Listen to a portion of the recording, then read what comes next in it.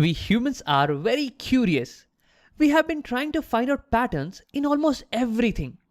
We look up at stars and see if there is any pattern in them. And indeed, we did find some patterns over there. And similarly, we have been trying to look up at all the chemical reactions and trying to see if there is any pattern that exists between them. And we did find many patterns over there. And today we are going to talk about one of those patterns. So we saw that there are some certain chemical reactions in which oxygen gets added. And then there are certain chemical reactions in which oxygen is removed. And we gave them special names. We call them oxidation and reduction reactions. Oxidation meaning oxygen is getting added. Oxidation, oxygen is added. And reduction is the opposite of that. It just means that oxygen is removed. Well, there are many more things happening under oxidation and reduction. And that's what exactly we are going to talk about in this particular video. So let's begin. First, let's look at a few examples and see if we are able to identify oxidation reactions and reduction reactions. So here I have a few examples.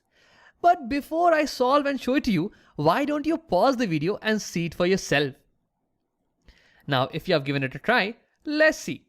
This is my first example. Here I see that magnesium is reacting with oxygen to give me magnesium oxide. So here I can see that oxygen is getting added to this metal here, right? So this reaction is going to be oxidation. Oxygen is getting added, right? Now this is the second example. Here I see that zinc oxide is reacting with carbon and giving zinc and carbon monoxide. So if I focus on zinc, so see, initially it was combined with oxygen, but finally it has lost the oxygen. So zinc is losing its oxygen. So we can say that zinc is going through reduction reaction, okay? But over here in the same reaction, if you focus on the carbon, see, carbon was without oxygen to begin with, but after the reaction, it is combined with oxygen. So, okay, there is oxygen addition happening to carbon. So this means that in the same reaction, we can say that carbon is going through oxidation reaction. And yes, a same reaction can have both oxidation and reduction. And we call such type of reactions as redox reactions. And don't worry, we will talk about this reaction in much detail in a separate video. Now let's come back to the third reaction. Over here we see copper oxide is reacting with hydrogen to give us copper and water. So if I focus on copper, so before reaction it was combined with oxygen. But after reaction, it has lost its oxygen. That means oxygen is being lost by copper. So over here I will say that copper is going through reduction reaction. But if we focus on this hydrogen, see, hydrogen did not have oxygen to begin with. But after the reaction, it is combined with an oxygen. So I will say that hydrogen is going through oxidation reaction. Oxidation. Now this is the fourth one. Here we see that oxygen is getting added to copper and we get copper oxide. So this reaction is oxidation reaction. Copper is going through oxidation reaction. Over here we see that oxygen is getting added to sodium and we get sodium oxide. So here I would say sodium is going through oxidation reaction. So now we have solved our problem. Now let's look at what else is there in oxidation and reduction. So far we have seen the oxygen's addition is termed as oxidation and oxygen's removal is termed as reduction. But you know what? We can even define oxidation and reduction in terms of hydrogen. Yes, we say whenever hydrogen is removed, we call it as oxidation reaction. And whenever hydrogen is added, we call it as reduction reaction. And I know that you might be wondering, like, why are we talking about hydrogen? Where is this hydrogen even coming from? And why is the effect of hydrogen opposite of oxygen? I mean, in case of oxidation, oxygen needs to be added, whereas hydrogen needs to be removed. Or in case of reduction, oxygen needs to be removed, whereas hydrogen needs to be added. So why is this opposite effect happening? So don't worry, I will try to give you some insights about these questions towards the end of the video. But for now, let's try to understand this new definition and try to solve some problems. Now here I have some examples. And before I solve it, why don't you pause it and try it yourself? Just remember one thing, okay? The effect of hydrogen will be opposite of the effect of oxygen. Meaning in case of oxidation, oxygen was getting added. Whereas in terms of hydrogen, we will say that hydrogen will be getting removed. Similarly, in case of reduction, oxygen was getting removed, whereas in case of hydrogen, we will say hydrogen will be getting added. So now go ahead, pause the video and try it yourself. Now, if you have tried it, let's see. In the first equation, I have a compound over here that has many hydrogens. And after the reaction, I see that it has lost some hydrogen. So meaning this compound is losing hydrogen. Hydrogen is being removed from here. So which reaction will this be? So remember, removal of hydrogen could be thought in terms of addition of oxygen. And addition of oxygen is oxidation. So here this compound is going through oxidation. Let's write it down.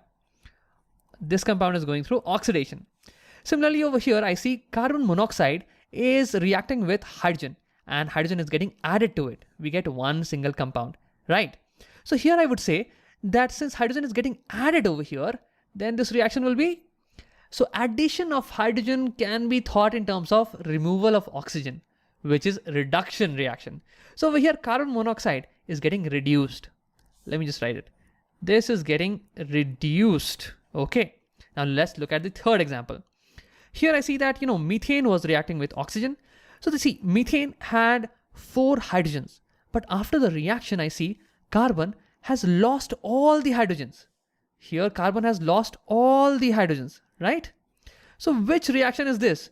Hydrogen is getting lost, removed. Okay, so hydrogen removed is like saying oxygen added, which is oxidation. So yeah, here carbon is getting oxidized. So now we have spoken a lot about oxidation and reduction reaction. We have defined them both in terms of oxygen and also in terms of hydrogen. We still have a question. See, we named the reactions in which oxygen was getting added as oxidation. Why did we give the same name to the reactions in which hydrogen was getting removed? But see, in reality, both of these definitions are kind of old definitions.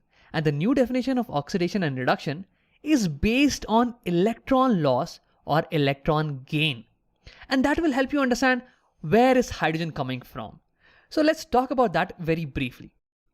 So if you take an element and you burn it in air, it reacts with the oxygen present in the air to form an oxide. And I have some examples here. Over here you can see that magnesium, when burnt in air, it reacts with the oxygen to form magnesium oxide. And since over here oxygen is getting added to magnesium, we call this reaction as oxidation reaction, addition of oxygen.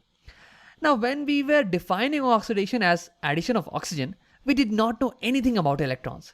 We did not know what is happening between the electrons of these two elements. Are they being transferred or shared or anything at all?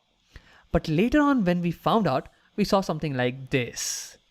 When magnesium was combining with oxygen, it had to lose its electrons to oxygen. Similarly, in the case of sodium oxide, when sodium was getting added to oxygen, both the sodium atoms, they were losing one electron to oxygen. Similarly, we saw in all the oxidation reactions that the elements, they were losing electrons to oxygen, either fully or either partially, but they were losing electrons. So this helped us upgrade our definition of oxidation reaction. We no longer depend on oxygen for that matter. As long as in a reaction, an element is losing electron, we see that element is going under oxidation reaction. And it could be doing so because of any reason, because of oxygen, because of hydrogen, because of sulfur, nitrogen, any other compound. As long as it loses electron, we will call it oxidation. So it turned out that whenever we add oxygen, the element loses electron whenever we add oxygen. Similarly, whenever hydrogen is removed, the element was losing electron. So that is also termed under oxidation. You could find something very similar for sulfur, for nitrogen, for other compounds also. But now you know why hydrogen came into picture, or you have some idea at least. Now see, this is a new definition for oxidation and reduction, and we are not going into detail of it. There is much more to this, and we have discussed that in a separate video. In this particular video, we are only talking about the conventional definition of oxidation and reduction, which is oxidation is where oxygen gets added or hydrogen is removed, and reduction are those reactions in which oxygen is removed or hydrogen is added.